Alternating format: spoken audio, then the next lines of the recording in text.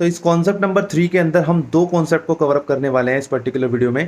पहली बात तो हम करेंगे पर्सन ऑफ इंडियन ओरिजिन किसको बोलते हैं, और दूसरी हम बात करेंगे डीम्ड रेजिडेंट को लेके। पर्सन ऑफ इंडियन ओरिजिन उसको बोलते हैं अगर इंडिविजुअल खुद या फिर उसके पेरेंट्स या फिर उसका कोई भी ग्रैंड पेरेंट्स, मतलब तीनों में से कोई भी अगर अनडिवाइडेड इंडिया में बोर्न हुआ है तो उसको बोला जाता है person of Indian origin. Able to understand. उसके बाद सेकंड कंसेप्ट हमारा डीम्ड रेजिडेंट का।